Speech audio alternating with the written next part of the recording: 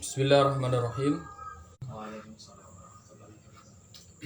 Bismillahirrahmanirrahim. Alhamdulillahirabbil alamin. Lahun ni'matu wa lahul fadlu wa lahus sana'ul hasan. Salawatullahil barrir rahim jami'il malaikatil muqarrabin ala sayyidina Muhammadin asyrafil anbiya'i wal mursalin wa ala alihi wa jami'i sahabatihi wat tabi'in lahum bi ihsanin ila yaumiddin.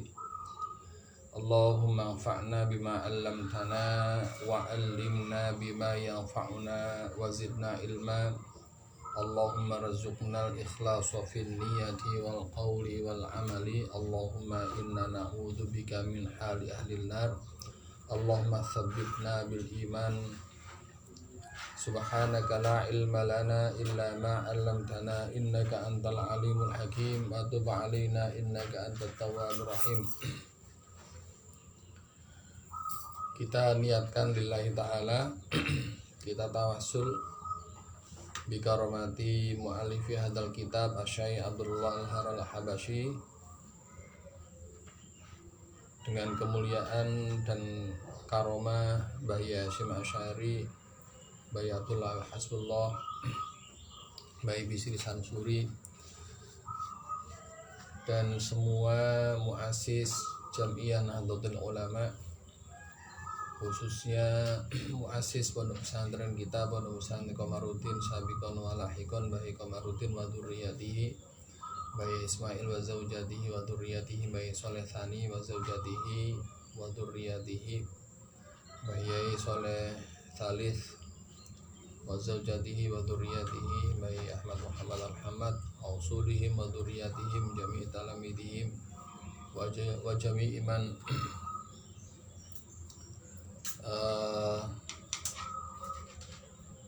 i'tanu bitarbiyah. Lahul Fatihah. A'udzu billahi minasyaitonir rajim. Bismillahirrahmanirrahim. Alhamdulillahirabbil alamin arrahmanir rahim maliki yaumiddin.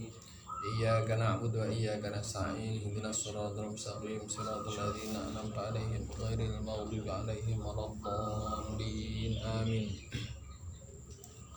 Bismillahirrahmanirrahim. Kemarin sampai pada apa, Fit? Kemudian penjelasan tentang dosa-dosa hati dan anggota badan seperti lidah dan lain-lain. Oh iya. Baik. Semuanya di madhab Syafi'i ya. Semuanya menurut madhab Imam Syafi'i. Kitab ini, kitab Mukhtasar ini, kitab yang dikarang oleh Asy-Syaikh Abdullah Al-Haral Al-Habasyi ini mempunyai banyak keistimewaan. Beliau ini seorang mu'allif, seorang ahli ilmu, seorang guru yang mumpuni dalam bidang muqaranah madzhab.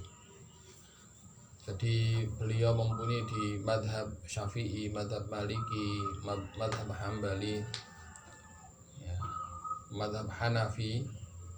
Bahkan beliau menguasai madhab-madhab yang tidak tertulis, misalnya madhab Auza'i, madhab Ats-Tsauri, madhab Ja'fari. Beliau itu juga mumpuni tentang itu, dan itu bisa kita lihat dari banyak mu'alif beliau. Jadi di dalam satu kitab beliau ketika menulis ya, menjelaskan tentang hukum-hukum agama, itu beliau menukil berbagai madhab dengan tujuan satu, untuk memberikan ifadah kepada para santrinya, para murid-muridnya, bahwasanya sumber Al-Quran, sumber hukum Al-Quran dan hadis Kanjeng Nabi itu banyak sekali celah ijtihadnya, banyak sekali celah ijtihadnya. Ini menjadikan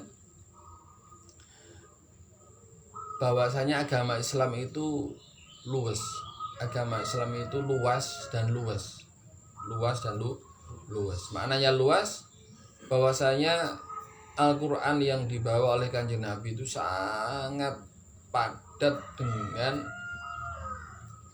petunjuk. Sangat padat dengan petunjuk. Kemudian Al-Quran ini dijelaskan oleh Kanjeng Nabi melalui hadis-hadisnya.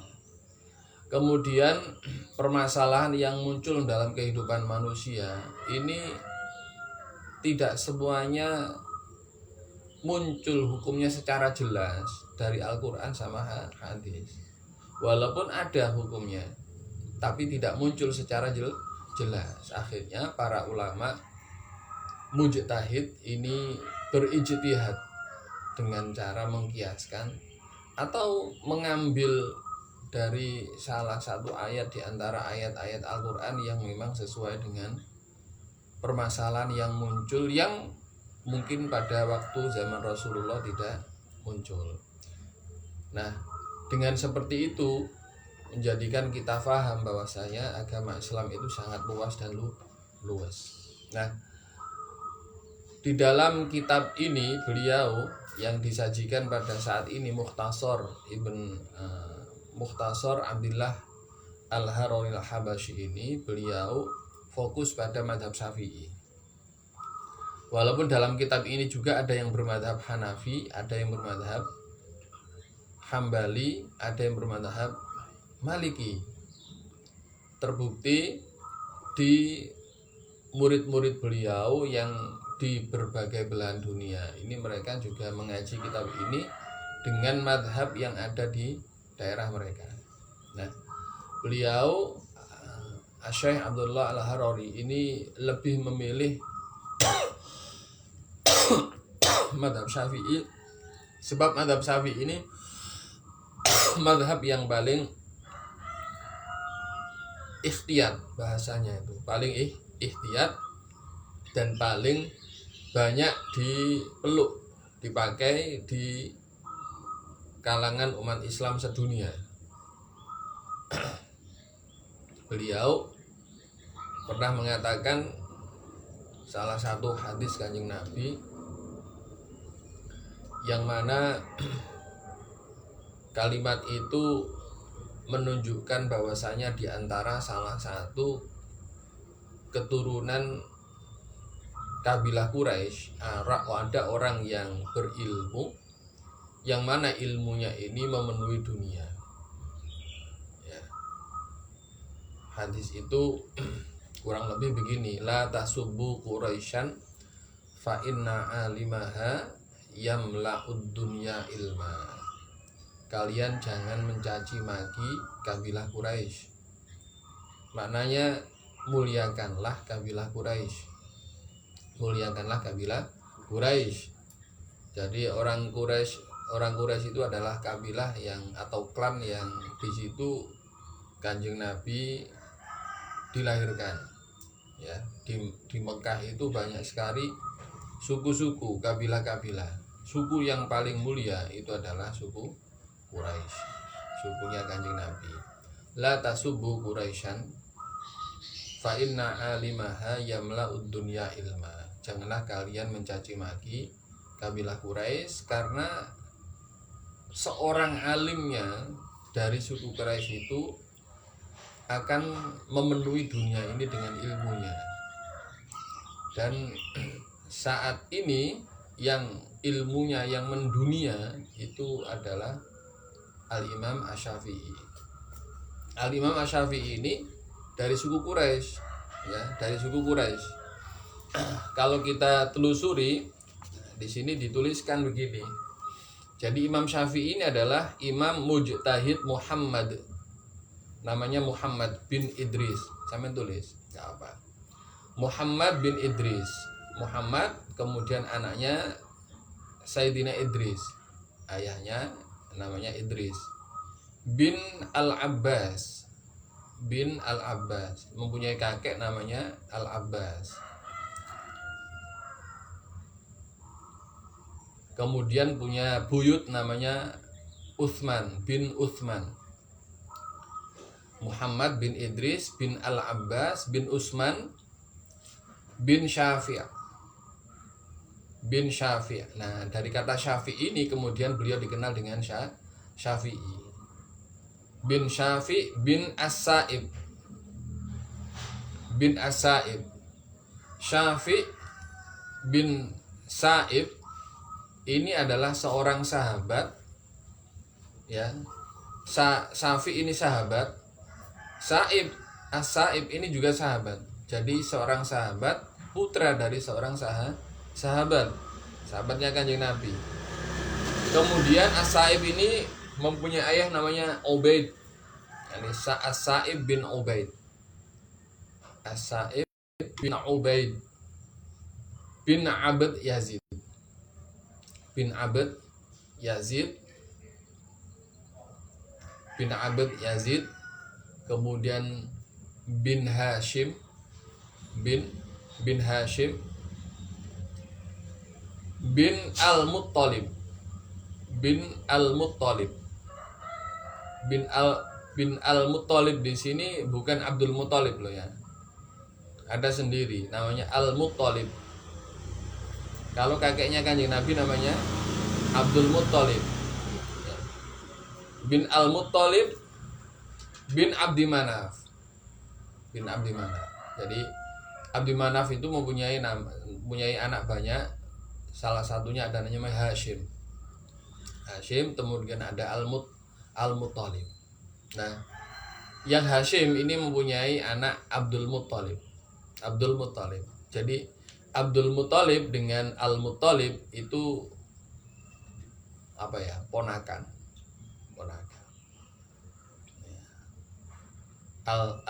Abdul Muttalib dengan Al-Muttalib itu ponakan, sebab Al-Muttalib ini saudaranya Hashim bin Abdi Manaf. Bin Qusay ya. Bin Qusay dari Abdi Manaf, bin Qusay. Kemudian bin Kilab. Bin Kilab. Bin Murrah. Bin Murrah. Bin Ka'ab. Bin Lu'ay. Bin Lu'ay. Bin Lu'ay. Bin Ghalib.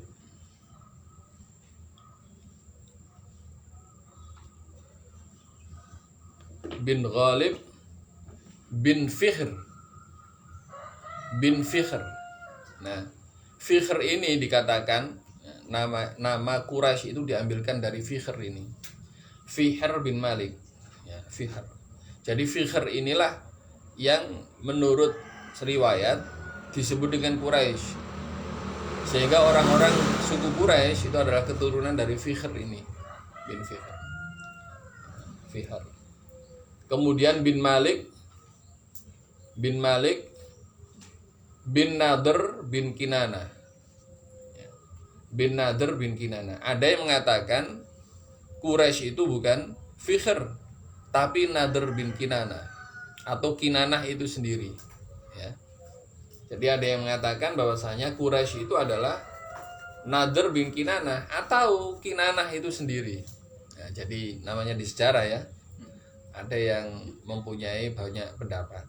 Jadi Quraisy itu nama-nama di situ nggak ada siapa Quraisy. Ternyata Quraisy itu adalah nama lain daripada Fihr. Fihr bin Malik. Kemudian bin Nadr bin Kinana. Bin Nadr, An-Nadr bin Kinana. Ada yang mengatakan An-Nadr bin Kinana, ada yang mengatakan Kinana. Ya. Itulah disebutkan karena apa? Karena mereka mempunyai kemuliaan. Orang itu disebut itu mesti duweni keapian toh. Maulana Malik Ibrahim, Sunan Giri, ya karena mempunyai banyak kebaikan.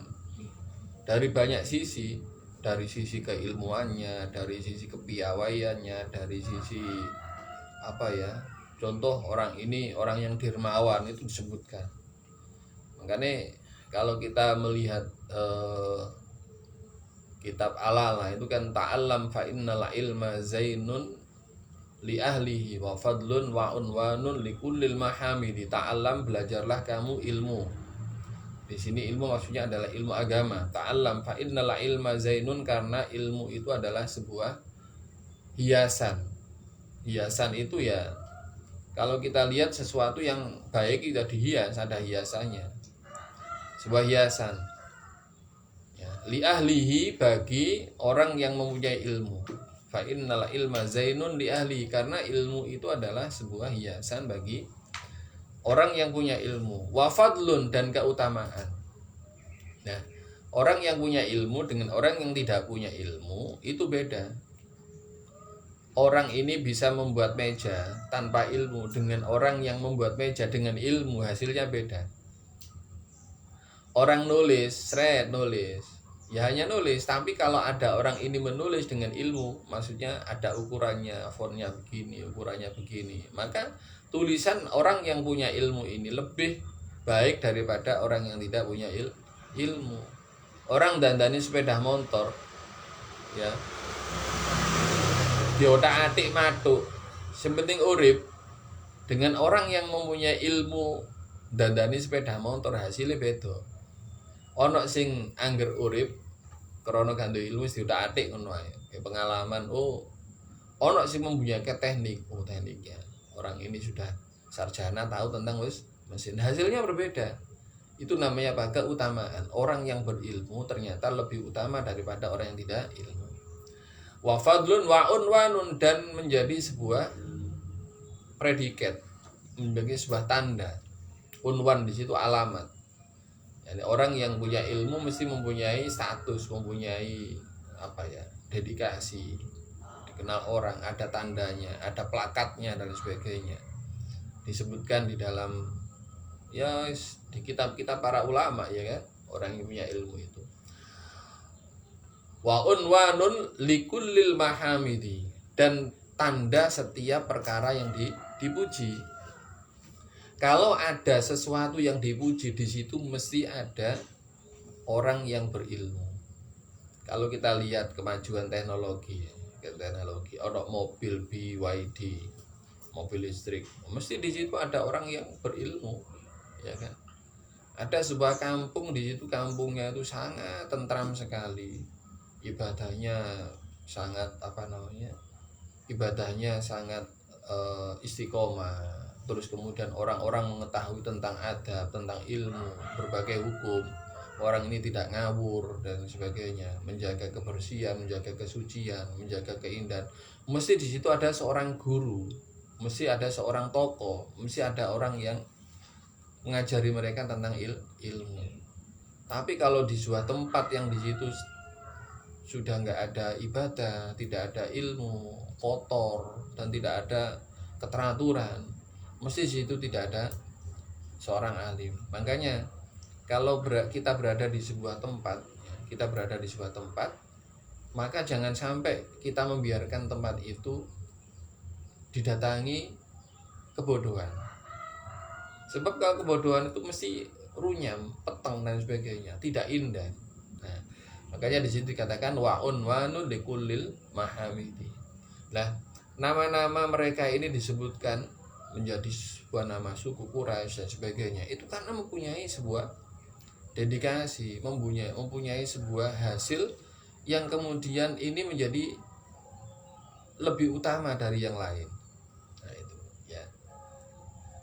Nah, bin Murrah, kita lanjutkan, bin Nadr bin Kinanah bin Khuzaimah, ya, bin Kinanah bin Khuzaimah, kemudian bin Mudrika, bin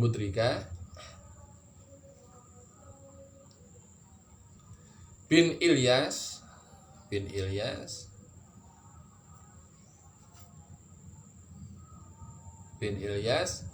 bin Mudor, kemudian bin Nizar, bin Ma'ad, D-nya 2, bin Ma'ad bin Adnan. Jadi Imam Syafi'i itu dengan Kanjeng Nabi itu satu klan, satu kabilah. Dan nyambungnya sama beliau itu pada Abdi Manaf. Lah beliau Al-Qurasyi Al-Muttalibi, karena dari saudaranya Hasyim. Kanjeng Nabi itu Al-Hasyimi, kalau Imam Syafi'i itu Al-Muttalibi, sebab Al-Muttalib dengan Hasyim itu saudara. Makanya kan kita kenal Bani Hashim. Siapa Bani Hashim? Ya, Kanjeng Nabi termasuk Bani Hashim. Kemudian Imam Syafi'i ini Al-Muttalibi karena keturunan Al-Muttalib bin Abdi Manaf. Jadi Abdi Manaf dengan Al-Muttalib ini saudara. Jadi ketemunya, nyambungnya beliau dengan Kanjeng Nabi itu dari Abdi Manaf. Nah, Abdi Manaf sampai ke atas itu adalah keturunan orang-orang yang mulia sampai Adnan. Kanjeng Nabi menyebutkan beliau adalah Ana Muhammad ibni Abdullah ibni Abdul Muttalib ibn Hashim ibni Abdi Manaf sampai Adnan 21 kakeknya itu. Lah Adnan ini adalah keturunan daripada Nabi Ismail. Mulai dari Adnan sampai Nabi Ismail memang tidak disebutkan oleh Kanjeng Nabi. Tetapi semua para mu'arrikh, para ahli sejarah mengatakan bahwasanya Adnan ini adalah dari keturunan Nabi Ismail. Jadi orang-orang mulia keturunan Nabi Ismail. Tapi di antara mereka nggak ada yang jadi nabi kecuali kemudian muncul Nabi Muhammad sebagai nabi. Beda dengan saudaranya Nabi Ismail namanya Sayyidina Ishak. Sayyidina Ishak ini mempunyai anak, ya, seorang nabi, ya. Nabi Ishak punya anak siapa namanya? Nabi Yakub, ya kan? Nabi Yakub, kemudian Nabi Yakub ini punya anak Nabi Yusuf. Jadi mulai Nabi Ibrahim, Nabi Ishak, Nabi Yakub, Nabi Yusuf ini mempunyai keturunan yang urut jadi nabi semuanya. Kemudian Nabi Yusuf ini juga dari keturunannya ada yang menjadi nabi. Kemudian dari keturunan Nabi Ishak, Nabi Yakub ini juga ada yang menjadi nabi Bani Israel. Banyak di antara mereka kalau kita buka sejarah.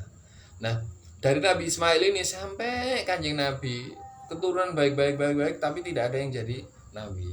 Baru kemudian muncullah Nabi Muhammad Sallallahu Alaihi Wasallam.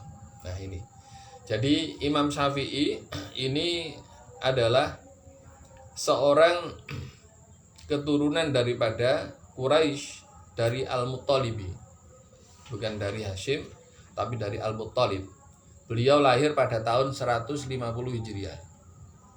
Beliau lahir pada tahun 150 Hijriah, meninggal pada tahun 204 Hijriah. Jadi sekitar umur beliau adalah hanya 54 tahun. 54 tahun, tapi beliau namanya dikenal sedunia. Ya, dikenal sedunia. Lah, Syekh Abdullah Al-Harari Al-Habashi ini mengambil kitab ini dengan madhab Syafi'i. Karena memang kitab asal ini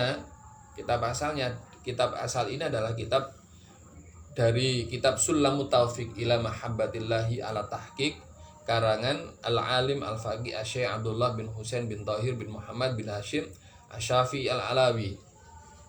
Ini juga bermadhab Syafi'i. Kemudian diikhtisar oleh Syekh Abdullah Al-Harari Al-Habashi.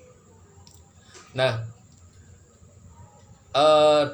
beliau Imam Syafi'i dikenal dengan nama Asy-Syafi'i karena dinisbatkan. Kata Syafi'i dinisbatkan kepada seorang yang namanya Syafi', dinisbatkan kepada Syafi' bin As-Sa'ib. Yang mana Asy-Syafi' bin Sa'ib ini adalah seorang sahabat, putra sahabat. As-Sa'ib ini sahabatnya Kanjeng Nabi.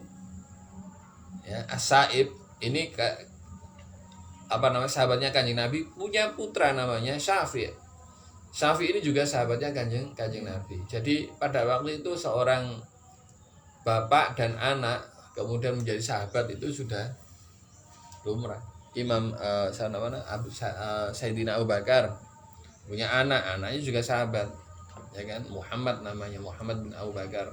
Kemudian Sayyidina Umar juga begitu, punya anaknya juga sahabat. Namanya siapa? Abdullah bin Umar. Al-Abbas ini pamannya Kanjeng Nabi. Al-Abbas punya anak namanya Abdullah bin Abbas. Jadi sahabat punya anak juga sahabat. Nah, gitu. Jadi dari dulu ikatan kesahabatan itu diikat dengan ilmu, dengan keimanan, itu sudah lumrah. Jadi seorang ayah ini contohnya seorang ayah ngaji ke kiai, anaknya ini diajak, ayo ngaji ambil ayah dan kiai. Jadi ayahnya ini muridnya kiai, anaknya ini juga muridnya kiai. Itu sudah biasa, nggak kemudian aku ngaji ning kiai iki mari ngono anakku wis gak kate tak deleni ngene kuno. Gak begitu. Jadi ada seorang kiai ini muridnya itu ayah ya muridnya ya anak ya muridnya. Itu sudah menjadi kebiasaan, ikatan mereka ikatan ilmu. Jadi seorang sahabat putra daripada seorang sahabat. Ya. Ada juga orang-orang yang pada waktu itu yang tidak beriman tapi anaknya jadi sahabat. Ya. Seperti Abu Lahab. Abu Lahab ini kan seorang yang memusuhi Kanjeng Nabi, tapi anaknya Abu Lahab ini menjadi sahabatnya Kanjeng Nabi. Anaknya. Ada lagi siapa ya? Abu Jahal ini kan juga orang memusuhi Kanjeng Nabi, tetapi anaknya itu ada yang menjadi sahabatnya Kanjeng Nabi. Jadi begitu. Bapaknya mungkin orang kafir, ya kan? Tapi anaknya ini beriman. Pamannya Kanjeng Nabi namanya Abu Thalib. Sampai meninggal kan nggak jadi Islam. Iya, tapi anaknya sangat mulia sekali, malah jadi menantunya Kanjeng Nabi. Sayyidina Sayyidina Ali bin Abi Thalib. Sayyidina Ja'far juga begitu. Sayyidina Ja'far bin Abi Thalib ini juga sahabatnya Kanjeng Nabi. Jadi ada orang yang memang mendapatkan petunjuk itu dari arah bawahnya. Bawahnya itu mendapatkan petunjuk. Kadang orang-orang itu bapaknya wis gak pernah ngaji sama sekali, dadakno mari anak sing rajin ngaji kepada kiai itu. Akhirnya apa? Dengan sebab anaknya ini seorang bapak itu kemudian jadi mulia. Kamin abin qad ala bibnin dawi syarafin kama ala bi rasulillahi adnanu.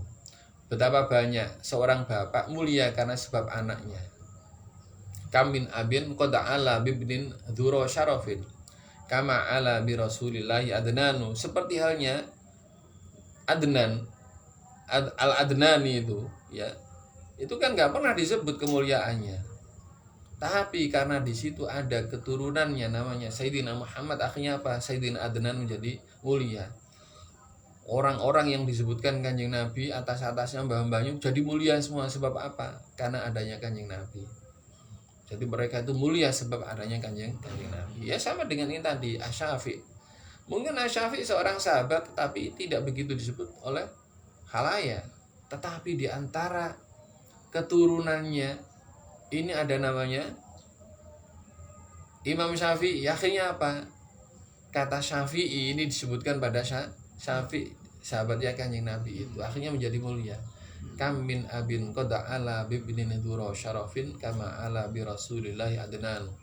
Makanya kalau kita belajar, ya, jangan lupa niat kita adalah mudah-mudahan orang tua saya jadi mulia sebab saya. Boleh. Mudah-mudahan saya ini ikut belajar begini ini ingin memuliakan keluarga saya. Begitu. Jangan hanya untuk diri sendiri, tapi mudah-mudahan nanti mbah-mbah saya itu juga diangkat derajatnya oleh Allah Subhanahu wa taala. Begitu. Jadi bukan di depan manusia loh ya, tetapi indallah. Jadi bisa jadi seorang anak ini besok suatu ketika kan sering saya mendengarkan bahwasanya besok di akhirat seorang bapak ini, ya, mendapatkan ngerti kuluk ya, mahkota dari emas diberikan anaknya sebab anaknya ini hafal Al-Quran. Seorang bapaknya ini tidak hafal Al-Quran, gak ngerti apa-apa, tapi anaknya ini ada hafal Al-Quran. Besok di akhirat orang tuanya ini dikasih kuluk emas. Lah itu makanya kalau kita belajar apakah ilmu agama apakah Al-Quran, jangan lupa mudah-mudahan dengan sebab saya ini condong pada Al-Quran, hafal Al-Quran, saya condong dengan ilmu, mudah-mudahan mbah-mbah saya dulu itu diangkat derajatnya oleh Allah Subhanahu wa taala. Ini maknanya apa? Seorang anak berikan syafaat kepada orang tuanya, kepada saudaranya, pada mbah-mbahnya besok. Jadi ini anakku sekalian, apa tentang kemuliaan ilmu. Kemuliaan ilmu. Jadi Asy-Syafi'i itu dinisbatkan kepada seorang sahabat namanya Syafi' bin As-Sa'ib, ya. Seorang sahabat dan putra seorang sahabat. Kemudian dikatakan Imam Syafi'i ini lahir di kota Gaza. Di kota Gaza. Sekarang yang terkenal itu adalah Gaza, di Palestina namanya Gaza. Di kota Gaza. Jadi dilahirkan di kota Gaza. Ada yang mengatakan bahwasanya Imam Syafi'i ini dilahirkan di kota Yaman. Di kota Yaman. Di Yaman, dan dari negara Yaman kemudian dibawa ibunya ke Gaza. Ada yang mengatakan begitu. Kemudian suatu ketika masih kecil, Imam Syafi'i ini dibawa ke Mekah. Dibawa ke Mekah, kemudian ditemukan dengan kabilahnya, kabilah Quraisy. Kemudian belajar di antara orang-orang yang alim di Mekah sana. Jadi Asy-Syafi'i lahir di Gaza. Gaza Hashim. Gaza Hashim, yakni Hashimiyah. Di sana ada sebuah klan dari keluarga Hashimiyah. Dan menurut satu pendapat di Yaman, dan meninggalnya di Mesir pada tahun 204 Hijriah. Makanya beliau itu mempunyai qaul qadim, qaul jadid. Jadi setelah beliau di Gaza, beliau juga merantau sampai di Baghdad, di Baghdad. Kemudian ketika di Baghdad, beliau mempunyai banyak pendapat ketika beliau di Baghdad tentang masalah hukum fikih. Akhirnya dikatakan sebagai al-qaul qadim. Al-qaul al-qadim. Kemudian beliau pindah ke Mesir. Kemudian beliau juga mempunyai pendapat-pendapat yang berbeda dengan pendapat beliau ketika di Baghdad, sehingga dikatakan sebagai al-qaulul jadid. Qaul jadid Imam Syafi'i, sampai akhirnya beliau meninggal di Mesir.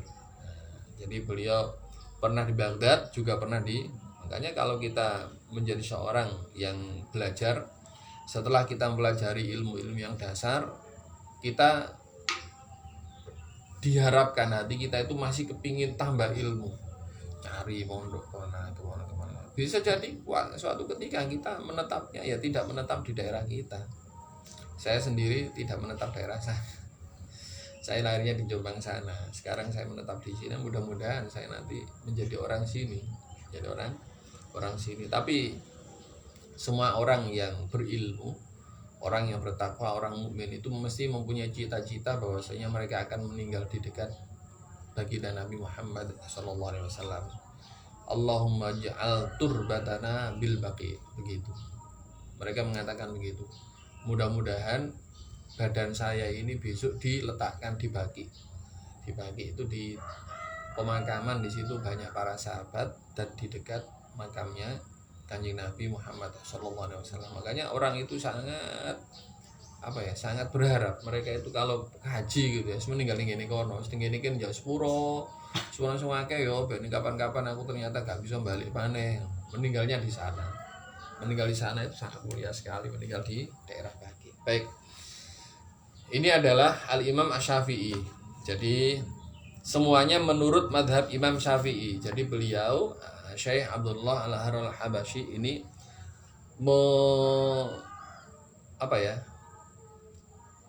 pendekatan fikihnya itu menggunakan pendekatan madhab Imam Syafi'i. Kemudian di dalamnya ada penjelasan tentang maksiat-maksiat hati. Kamu baca selanjutnya. Kemudian dilengkapi dengan banyak tambahan tentang masalah-masalah penting, dengan membuang pembahasan mengenai sebelumnya yang tadi itu loh, menurut mazhab Syafi'i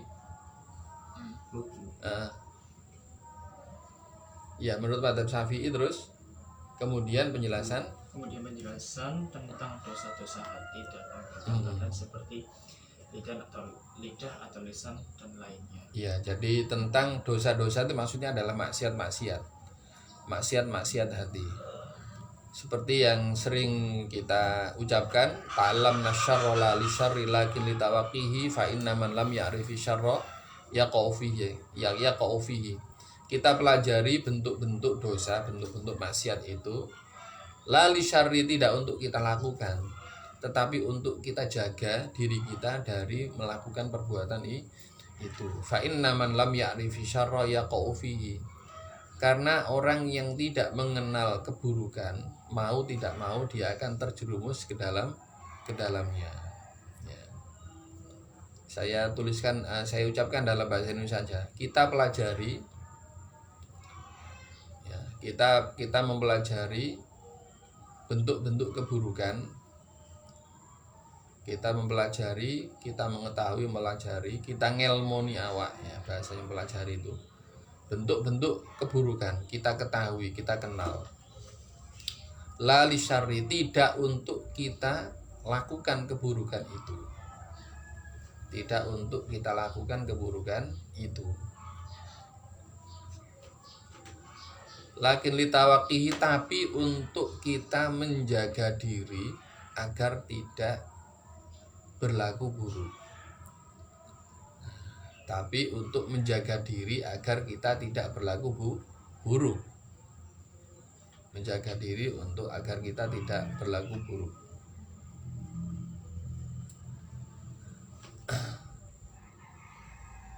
Fa inna man lam ya'rifi syarra, karena orang yang tidak mengenal keburukan. Karena orang yang tidak mengenal keburukan, tidak mengetahui bentuk-bentuk keburukan, bentuk-bentuk maksiat. Karena orang yang tidak mengenal keburukan atau tidak mengetahui bentuk-bentuk maksiat, yaqa'u fihi, dia akan terjerumus pada keburukan itu, pada dosa itu. Kan banyak orang itu melakukan dosa, ternyata gak ngerti nek iku dosa. Akhirnya dilingno iku dosa lho. Lho iya ta? Iku dosa. Orang mencuri, bisa jadi dia nggak tahu itu mencuri. Orang minum khamr nggak tahu itu haram. Kemudian orang itu berzina, tidak tahu kalau itu haram. Orang itu berbohong, bentuk kebohongan, dia nggak tahu kalau itu kebohongan, ya. Orang itu menipu, tidak tahu karena dia tidak tahu. Kan banyak orang itu juga contohnya membuat kalung emas, ya kan. Seorang laki-laki berkalung emas, seorang muslim ditanya, "Saman mas kok kalungan emas nopo?" Loh, nopo betul oleh ta? Apa masalahnya saya kalung emas? Dalam agama Islam tidak diperkenankan seorang lelaki berkalung emas. Itu ada aturannya. Seorang laki-laki tidak boleh berhiasan dengan hiasan emas. Ah, masa sih? Loh iya, ini aturan agama. Nah, sampai kalau seorang muslim ya jangan memakai emas-emasan gitu. Wadah emas, perhiasan emas. Kalau perak boleh. Kalau perak boleh. Tapi sebagian pendapat para ulama juga haram kalau itu berhias. Berhias nggak boleh, sebab perak itu juga sangat bernilai mahal.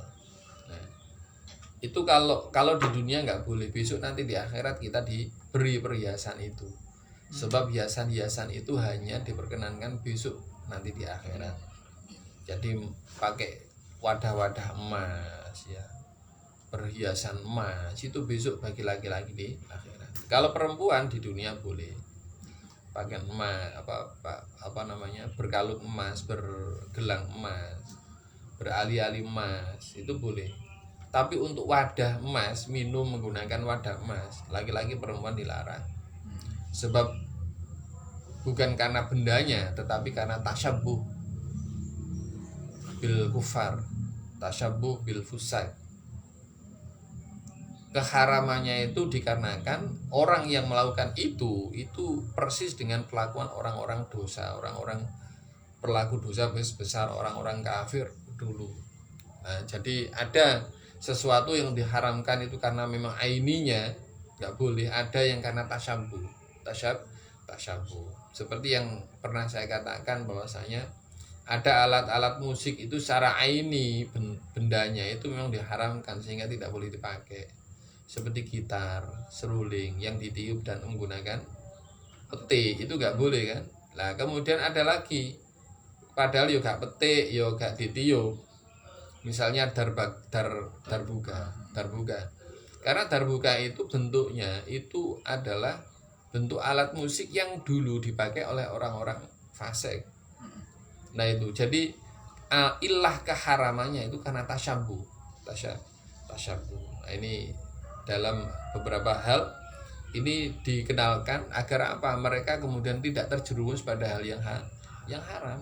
Jadi ta'lam nasyarra la li syarri lakin li tawaqihi fa inna man lam ya'rif syarra yaqa'u fihi. Kemudian penjelasan tentang kewajiban-kewajiban hati, maksiat-maksiat hati ya. Di hati ini ada kewajiban-kewajibannya sehingga kalau tidak dilakukan jadi hati itu sebuah perbuatan yang abstrak. Hati itu kan abstrak.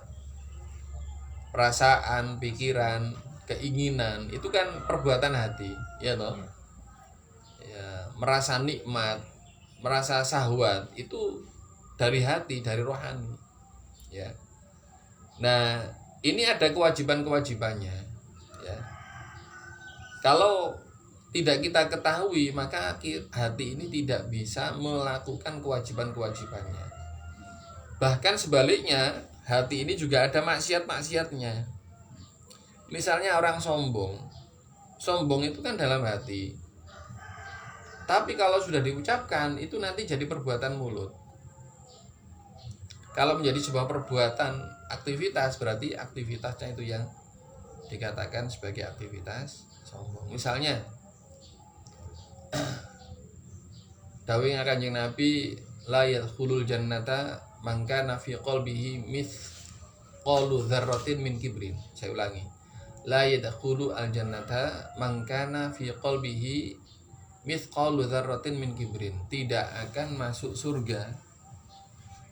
Maksud surga di sini adalah bersama dengan para as-sabiqinal awalin, para sahabat, para tabi'in, para ulama, para ulama as-solihin, para malaikatil muqarrabin. Mereka orang yang dimaksud di sini tidak akan masuk surga bersama dengan orang-orang yang mendahului masuk surga. Man kana fi qalbihi mithqalu dzarratin min kibrin. Orang yang di dalam hatinya ada satu biji sawi sifat kibr, sifat sombong. Sifat sombong di hati kok sifat sombong. Mari ngono para sahabat bilang gini, ya Rasulullah, Kanjeng Nabi, inna ar-rajula yuhibbu ayyakuna na'lu hasanan wa thawu hasanan. Kanjeng Nabi, seorang itu kepingin bajunya itu baik, sandalnya baik. Berarti kan sudah perbuatan, ya kan? Perbuatan. Kanjeng Nabi tidak kemudian mengatakan itu adalah sebuah kesombongan. Innamal kibru batarul haqqi wa ghamtun nas. Batarul haqqi wa ghamtun nas. Sombong itu adalah menolak kebenaran yang diucapkan orang lain.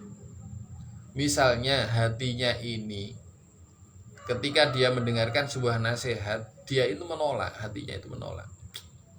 Dalam hatinya tuh ngomong begini, kalimat itu diulang balik no. Apa sih kalimat ini dibolak-balik ini? Aku bosan lah dengan kalimat-kalimat seperti ini. Dalam hatinya gerendel begitu, gak diucapkan. Nah hatinya ini masuk kategori sombong karena apa? Tidak legowo dengan ucapan-ucapan baik, nasihat-nasihat baik, ilmu-ilmu yang baik yang dilontarkan oleh seseorang. Makanya orang itu kan dinilai dari ucapannya, bukan orangnya.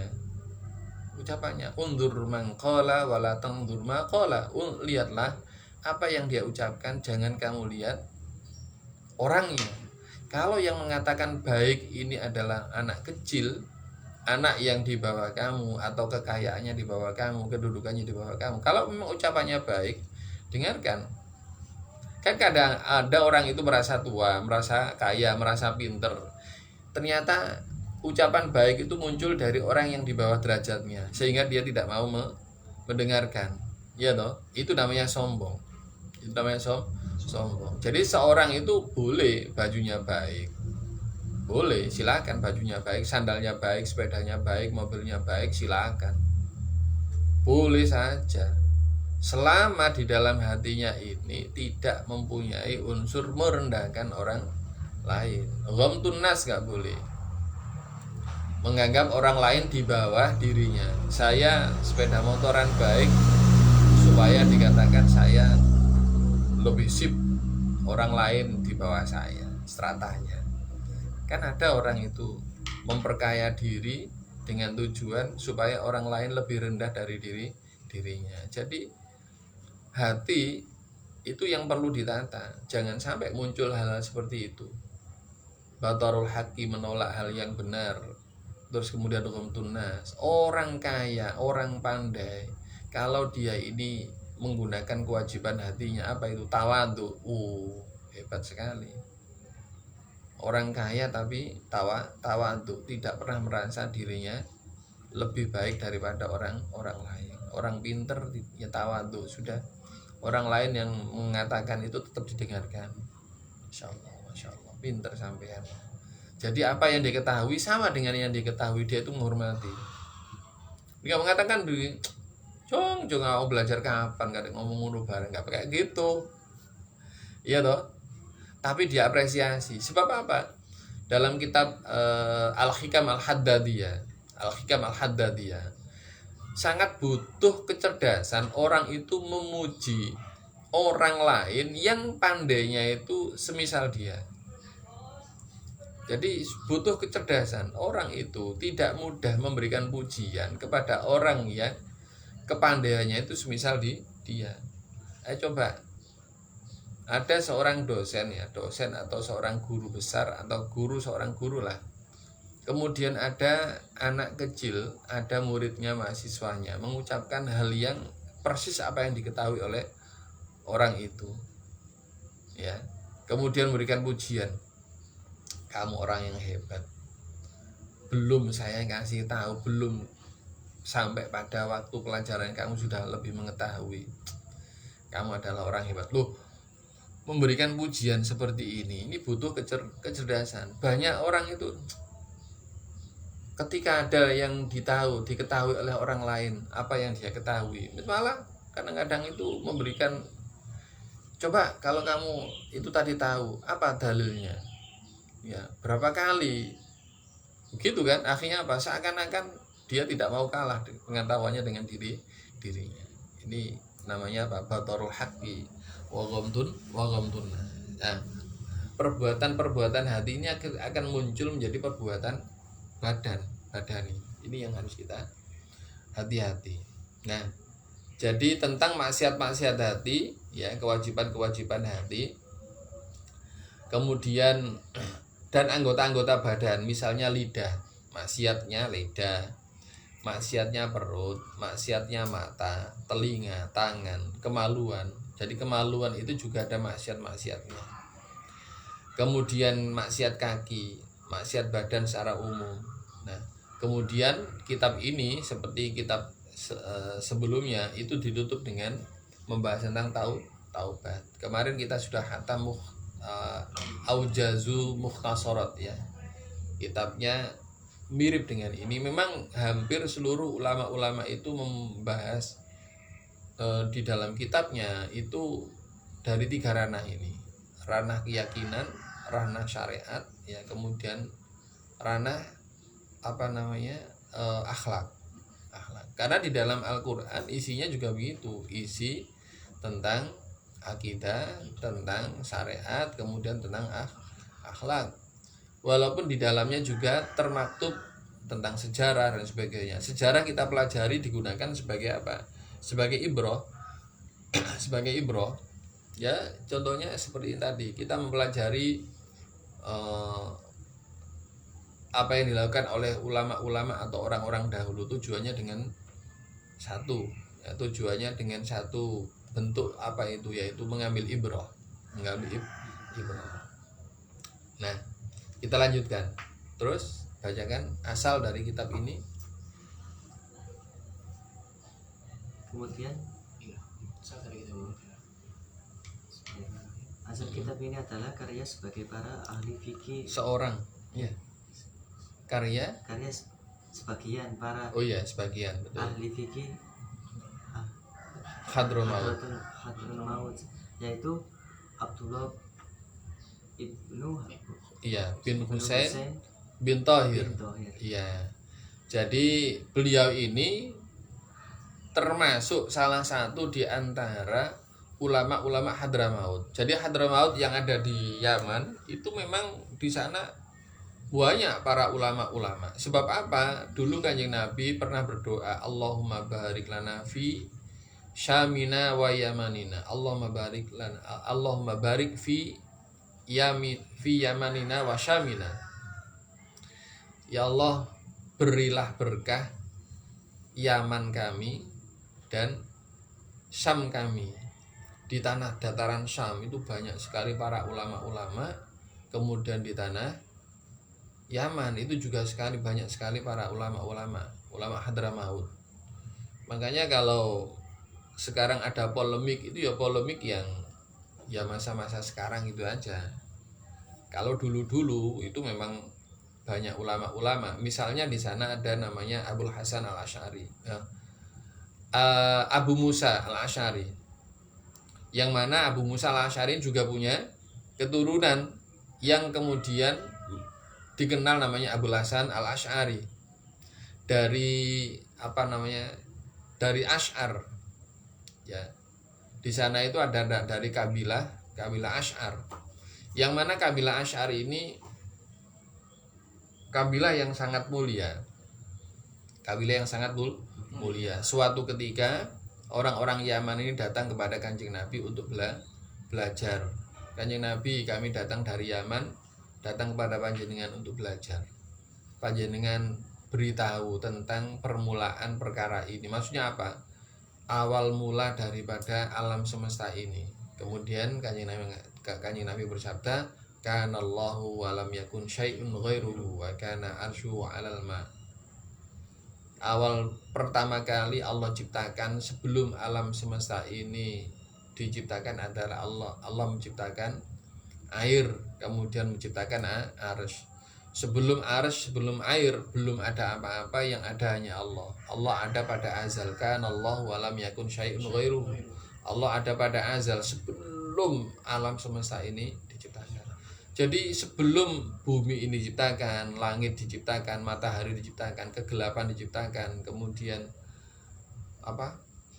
padang, kegelapan, hal yang terang, ya, tempat terang ini diciptakan. Kan berarti ini ada gelap, ada terang, ada gelap, ya kan? Sebelum itu diciptakan, Allah sudah menciptakan 4 makhluk yang terbesar. Yang paling awal itu 4, yaitu apa? Pertama, al-ma, ya kan? Kemudian arsy, kemudian al-qalamul a'la, kemudian al-lauhul mahfuz. Ini deretan makhluk-makhluk utama yang diciptakan oleh Allah Subhanahu wa taala. Nah, ini dengan seperti itu akhirnya apa? Orang-orang Yaman ini dikenal menjadi orang-orang yang ahli ilmu. Jadi di antara mereka ada yang ini Asy-Syaikh Abdullah bin Husain bin Thahir. Ini dari keluarga Al-Alawi, Bani Alawi istilahnya. Bani Alawi. Nama beliau adalah Abdullah bin Husain bin Thahir bin Muhammad bin Hashim Asy-Syafi'i, bermadzhab Syafi'i.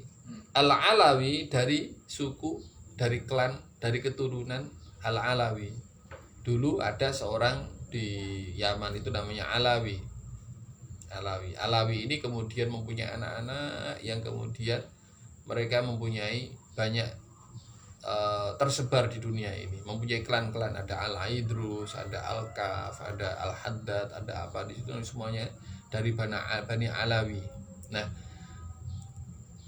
tidak semuanya di antara mereka itu mempunyai ilmu, tapi mereka mempunyai klan. Sebab apa? Yang di Indonesia dulu itu Ya ada di antara mereka orang-orang yang ahli ilmu, di antara mereka ada yang hanya pedagang. Sebab apa? Pada masanya waktu itu ya di Yaman itu ya seperti di Jawa juga dijajah ya. Dijajah oleh orang-orang barat. Sehingga mereka perlu pergi kemana-mana untuk mencari penghidupan. Nah kalau orang itu sudah mendapatkan tempat yang enak di penghidupan, akhirnya kan mereka menetap. Kalau sudah menetap di situ, maka mereka mempunyai banyak anak, keturunan dan sebagainya. Nah, di antara mereka ada yang memang mempunyai keturunan sampai saat ini di Indonesia. Jadi Bani Alawi itu tidak hanya di Indonesia, tapi di dunia, ya, di dunia banyak sekali. Nah, itulah yang menentukan mereka mulia itu adalah ilmu. Jadi keilmuan itulah yang menjadikan mereka mulia. Wa'un wa nun likullil mahamidu. Karena itu kita harus lebih memilih ilmu. Sebab duniawi itu diberikan Allah kepada orang yang Allah cintai dan Allah tidak cintai. Innallaha yu'ti ad-dunya liman yuhibbu wa liman la yuhibbu. Walakinnallaha yu'til imana illa liman yuhibbu. Allah memberikan dunia ini, kehidupan dunia ini kepada orang-orang yang Allah cintai dan Allah tidak cintai. Tetapi Allah hanya memberikan iman kepada orang-orang yang Allah cintai. Berarti orang yang beriman, orang yang berilmu, orang yang itu hanya sedikit yang Allah kehendaki. Di antara mereka adalah sudah besok di akhirat ya jadi penduduk neraka. Penduduk neraka itu lebih banyak jumlahnya daripada penduduk surga. Walaupun penduduk surga juga banyak, tapi lebih banyak penduduk neraka. Kalau dari 100% itu yang masuk neraka itu 70%, yang 30% masuk surga. Masuk surga. Jadi kalau kita beriman itu alhamdulillah termasuk golongan yang sedikit yang di situ nanti masuk ke dalam surga. Dari 30% itu mayoritas adalah umatnya Nabi Muhammad SAW. Dan alhamdulillah kita termasuk golongan yang dimuliakan, yaitu umatnya Kanjeng Nabi Muhammad. Kemudian lanjutkan.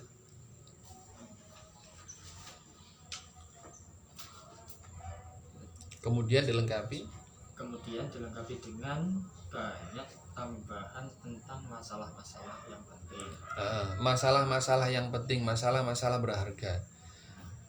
Supaya apa? Supaya penjelasan atau yang diketahui dalam masalah ini menjadi lengkap. Ditambah ya sampean ngerti lah. Nek duwe sepeda motor kan supaya luwe endah ditambahi, dimodifikasi istilahnya, ditambah-tambahi. Nah, ini dalam masalah agama ini ya.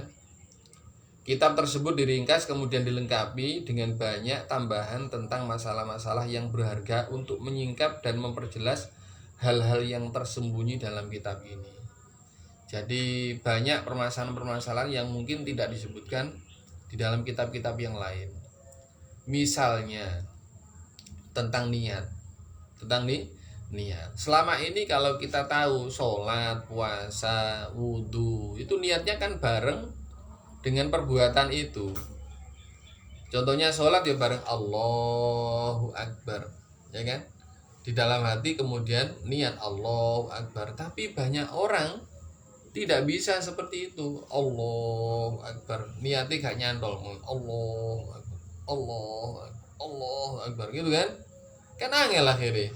Ternyata bareng no takbir dengan niat itu berat bagi sebagian orang. Lah, beliau kemudian mengambil sesuatu yang memudahkan orang itu niat. Mengambil apa? Mengambil pendapatnya Imam Malik. Yang mana Imam Malik mengatakan bahwasanya niat boleh sebelum takbir dalam jarak waktu yang sangat dekat. Pas wayahe Arabe takbir kemudian dalam hati ngerantat usolli fardhu zuhri misalnya, terus kemudian Allahu Akbar, ya wes Allahu Akbar gak tahu-tahu gak Allah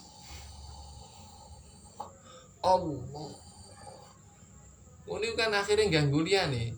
Nah, Syekh Abdullah ini memberikan tambahan permasalahan itu yang tersembunyi, yang banyak orang tidak tahu tentang masalah niat. Akhirnya apa? Beliau masukkan itu di sini. Menurut Imam Malik, niat qobla takbir dalam jarak waktu yang sangat sedikit itu diperkenankan dan menjadikan sholat itu sah. Dan itu kan kalau di mazhab Syafi'i kan nggak sah, tapi kalau mazhab Malik, lah ini boleh kita pakai, ambil boleh. Nah ini maksudnya apa? Ditambahi dengan pendapat-pendapat yang sangat penting, yang tidak banyak diketahui oleh semua orang. Misalnya juga tentang bergerak, sholat bergerak, ya bergerak. Kalau memang pergerakannya itu tidak disengaja, tidak karena dulinan, maka batasannya adalah 3 kali gerakan berturut-turut. 3 kali gerakan berturut-turut. Sementara ada anggota badan kita itu anggota badan yang besar dan anggota badan yang kecil. Yang dimaksud 3 kali bergerak berturut-turut itu adalah anggota badan kita yang besar, misalnya tangan, kepala, badan, kaki. Itu anggota yang besar. Tapi anggota yang kecil misalnya jari-jari kan tidak disebutkan kan. Nah, jari-jari anggota yang kecil itu nanti ada pembahasan sendiri. Nah, di dalam fikih bergerak 3 kali berturut-turut itu batal kalau tidak disengaja, tidak karena dulinan. 3 kali berturut melangkah contohnya, 3 kali berturut-turut batal. Tapi oleh Syekh Abdullah Al-Habasyi mencari pendapat bahwasanya gerakan, kalau memang gerakannya itu sudah sampai 1 rakaat bergerak terus dia, maka baru batal sholatnya.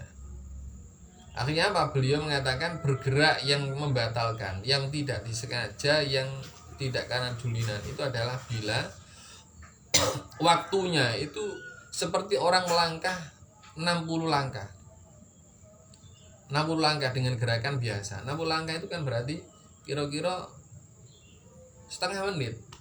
60 langkah setengah menit. Lah kalau setengah menit itu gerakan itu dikatakan sebagai gerakan yang membatalkan. Berarti maknanya apa? Kini melaku pirang jangkaan jiro lupat.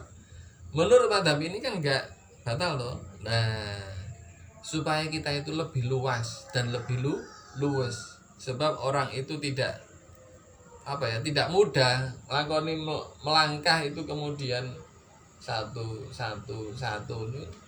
Ada yang sulit, ada yang langsung melaku seret batal nggak batal menurut madhab ini. Nah kita ketahui untuk supaya kita bisa menjamin sholat kita sah gitu. Tidak ada perdebatan dosa kan gitu, enggak, aku memakai yang pendapat ini. Sama ketika jamak kosor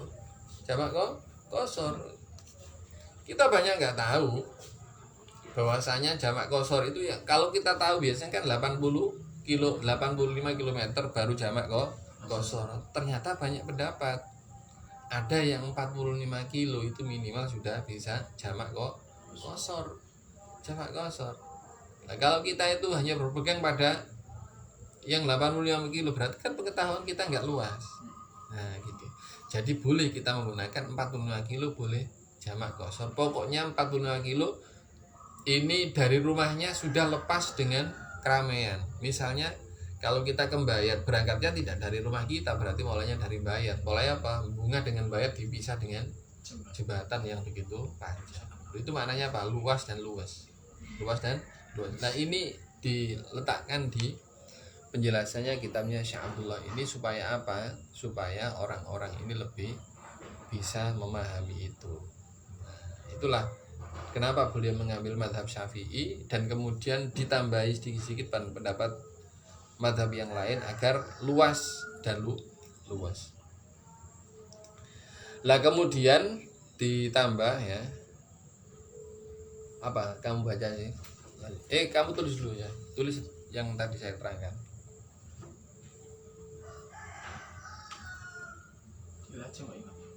Kilajeng. Ya, si Hafid ya, nulis suara ya. Si.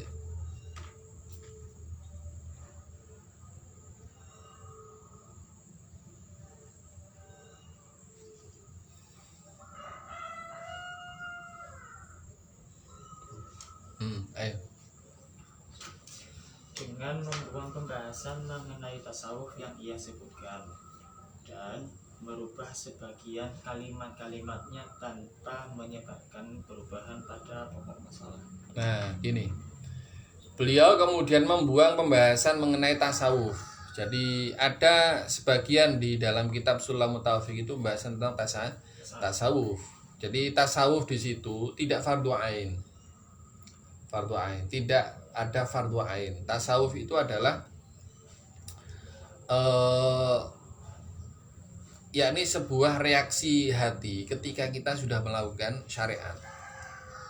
Jadi melakukan hikmah-hikmah yang sangat dalam sekali dalam ilmu tasawuf. Tahalli maknanya. Tahalli yakni berhias diri dengan hal-hal yang di luar kebiasaan biasanya manusia bisa melakukan itu. Itu penting di dalam agama, tapi tidak fardu ain, tidak fardu ain.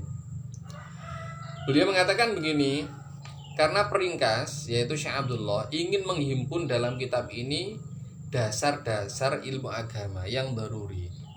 Jadi beliau ingin di dalam kitab Mukhtasar ini hanya terkumpul mana yang darurat saja, yang sangat penting, yang sangat dibutuhkan seseorang dalam beribadah. Orang bertasawuf itu kan sangat berat sekali, dan itu hanya dilakukan oleh orang-orang yang sudah tingkatnya sudah sangat tinggi. Jadi tasawuf itu penting tetapi tidak sepenting syariat. Sehingga beliau kemudian menghilangkan pembahasan tasawuf itu, kemudian diganti dengan pembahasan-pembahasan yang lebih doruri, doruri. Jadi karena pembahasan ilmu tasawuf ini dibuang karena tidak termasuk ilmu yang doruri. Ya. Meskipun peringkas juga mencantumkan dalam ringkasan ini beberapa masalah yang tidak termasuk daruriyat karena pertimbangan faedahnya. Walaupun di dalam kitab ini juga termasuk ada hal yang tidak daruri disebutkan oleh mu'allif. Misalnya tentang syafaat. Tentang syafaat. Tentang syafaat ini kan nggak daruri membahas tentang syafaat. Tetapi beliau meletakkan di sini sebagai pengetahuan bahwasanya syafaat Kanjeng Nabi itu adalah seperti ini, kemudian didapatkan oleh orang ini. Nah, pembahasan tentang syafaat. Jadi ada hal yang tidak daruri disebutkan tapi berfaedah. Ya. Tapi tentang tasawuf ini beliau hilangkan sebab apa? Tasawuf ini dilakukan oleh orang-orang yang sudah sangat benar-benar melakukan syariat itu dengan mendalam sampai pada tingkatan hakikat dan tahalli. Sementara kita orang-orang syariat ingin mengetahui sholat kita sah gitu saja, ibadah kita sah gitu saja, ya. Tentang masalah khusyuk juga begitu. Khusyuk ya yang sederhana, yang penting ketika kita sholat kita menghadirkan rasa takut kepada Allah Subhanahu wa taala. Orang sholat itu khusyuk mulai dari awal sampai akhir iso ta? Kan gak iso toh? Nah, untuk supaya orang ini sholatnya diterima oleh Allah Subhanahu wa taala, minimal ada khusyuk di dalam sholatnya sedikit saja. Wong sing akeh ilinge ya iling sandal, iling opo ya kan? Tapi kalau dia sholatnya itu kemudian ingat kepada Allah bahwasanya dia melakukan sholat ini karena merasa orang yang sangat rendah, orang yang sangat butuh kepada Allah Subhanahu wa taala. Setelah itu kemudian hilang khusyuknya tadi itu, maka sholatnya ini sudah mendapatkan pahala. Kalau di dunia tasawuf kan orang sholat gak khusyuk itu kan podo karo maksiat. Enggak seperti itu. Selama dia sholat melakukan semua rukun-rukunnya, ya, tidak melakukan yang dilarang oleh Allah dalam sholat, maka sholatnya sah. Walaupun yang ini iling lu duit ku mang tak delendi. Iling wah sepeda aku mengalami kata kunci rek. Aduh, aku ndang seneni apa jenenge diseneni Pak dosen, seneni Pak direktur dan sebagainya. Masalah duniawi dia itu ada di sini. Padahal dia ya sholatnya sudah benar melakukan. Pokoknya ketika sholat dia ini benar-benar melakukan semua perintah dalam sholat. Apa namanya? Tadi seperti gerakan-gerakan, tidak boleh gerakan-gerakan yang melebihi daripada melebihi dari 60 langkah. Berarti durasinya nggak boleh. Karena ada orang itu sholat itu kepalanya dingla begini. Iya toh, pegel ya. Tapi orang itu kemudian ketika sudah pada tingkat yang tinggi, ketika dia itu khusyuk, maka sholatnya menjadi tenang. Tapi banyak orang yang tidak bisa seperti ini. Makanya Syekh Abdullah Al-Harran Al-Habashi ini memberikan catatan di situ, minimal ada khusyuk walaupun sebentar dalam hati ketika kita sholat, yaitu istighfar, menghadirkan rasa takut kepada Allah Subhanahu wa taala bahwasanya dia ini seorang hamba yang sangat butuh kepada Allah, orang yang sangat salah kepada Allah. Baru kemudian baca ayat itu, kemudian ketika pas baca ini ayat masalah dodol tinuku datang iring dodol tinuku. Ya kan? Itu. Jadi ada minimal. Jadi beliau menyebutkan sesuatu yang tidak daruriyat. Jadi disebutkan hal-hal yang tidak daruriyat dalam kitabnya ini karena memang ada faedahnya. Ada faedahnya. Kemudian mengubah sebagian kalimatnya dengan ungkapan yang jelas. Kalimat-kalimatnya dalam kitab dalam kitab aslinya ini contohnya di sana tertulis wa yashhadu. Kalimat wa yashhadu. Yashhadu an la ilaha illallah wa yashhadu anna Muhammadar Rasulullah. Tapi Syekh Abdullah menggantinya. Tidak yashhadu tapi menggunakan ashhadu. Menggunakan hamzah. Sebab apa? Lebih jelas. Saya bersaksi. Jadi bukan dia bersaksi tapi saya bersaksi. Kalau dia bersaksi kan jauh, orang ketiga kan. Tapi kalau asyhadu kan saya. Jadi asyhadu saya bersaksi menggunakan kalimat saya. Karena kalimat saya lebih dekat daripada dia, ya kan? Jadi beberapa kalimat di sini contohnya makna asyhadu alla ilaha illallah wa asyhadu anna Muhammadar Rasulullah, kalimatnya begitu. Bukan ayyashhada alla ilaha illallah wa ayyashhada anna Muhammadar Rasulullah, tapi menggunakan kalimat hamzah asyhadu, lebih dekat. Akan tetapi tidak menyebabkan perubahan pokok pembahasan. Jadi pembahasannya tidak berubah. Terus lanjutnya terkadang kami menyebutkan pendapat yang diriwayatkan tarjih oleh sebagian ahli fikih Syafi'i seperti Al-Bulkini karena lamanya pendapat di kitab aslinya. Jadi beliau ini Al-Imam Al-Bulkini disebutkan. Al-Imam Al-Bulkini itu adalah Imam Sirajuddin Umar bin Ruslan bin Nusair bin Saleh Al-Kinani Al-Bulkini Al-Misri. Beliau orang Mesir. Beliau ini orang Mesir, ulama Mesir. Namanya Sirajuddin Umar bin Ruslan bin Nusair bin Saleh Al-Kinani Al-Bulkini Al-Misri dari Bulqonah.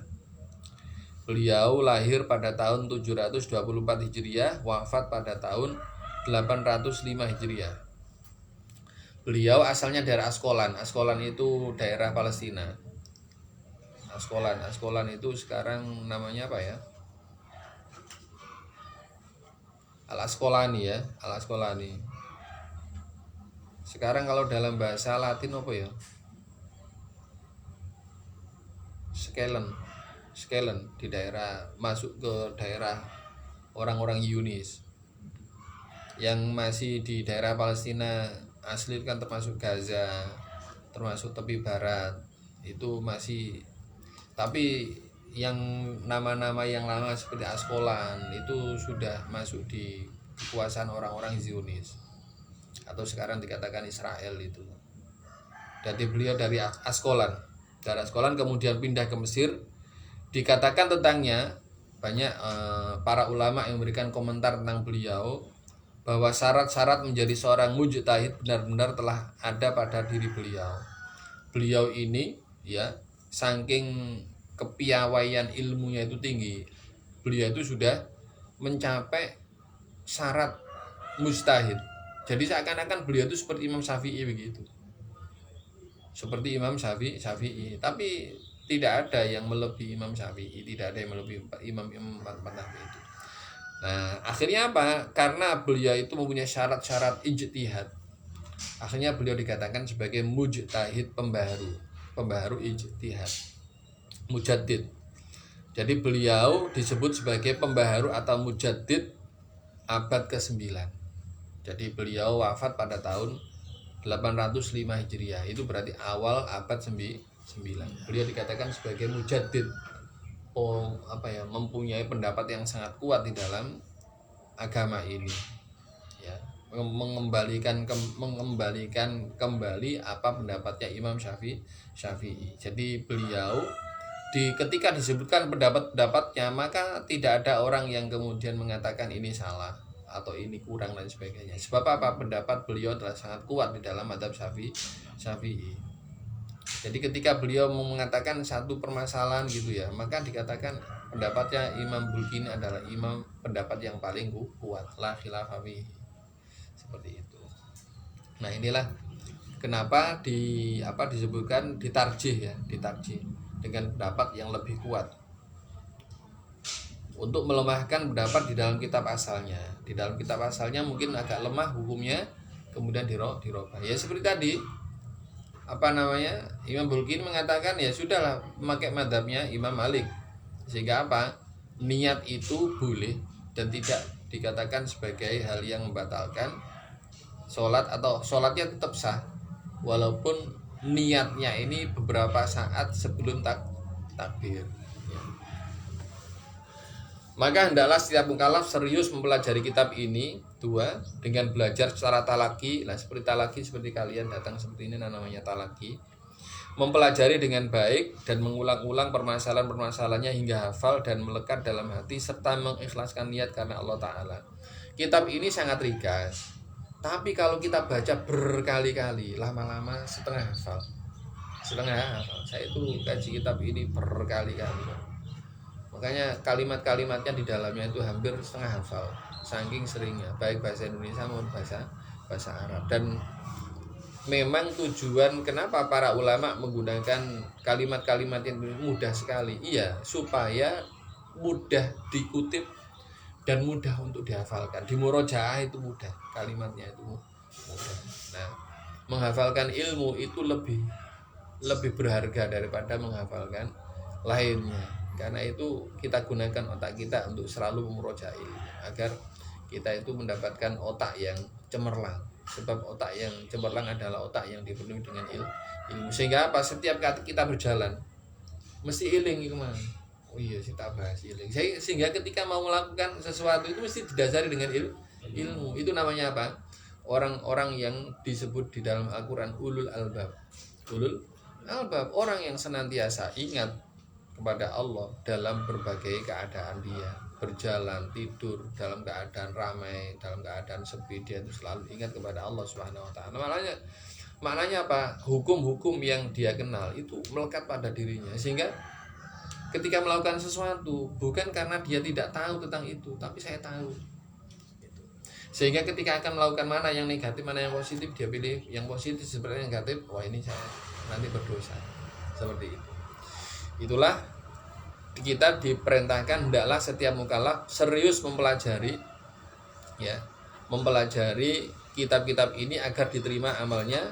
Kemudian kami menamai kitab ini Mukhtasaru Abdillah Al-Harari Al-Kafilu Bi'ilmiddin Ad-Daruri, ringkasan Abdullah Al-Harari yang memuat ilmu agama yang pokok. 3, yaitu ilmu yang mencakup tentang mengenal Allah dan Rasulnya, ini bab akidah, dan dasar-dasar akidah lainnya, juga meliputi pengetahuan tentang hukum-hukum ibadah dan pokok-pokok ilmu agama lainnya. Namanya Al-Kafil Bi'ilmiddin Ad-Daruri. Besok akan kita lanjutkan pada pokok bab akidah insyaallah. Wallahu a'lam bishawab. Al-Fatihah. A'udzubillahi minasyaitonirrajim. Bismillahirrahmanirrahim. Alhamdulillahirabbil alamin. Arrahmanir rahim.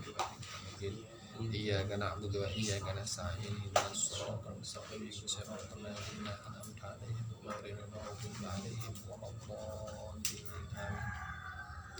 Sampeyan kuliah iki wis mulai.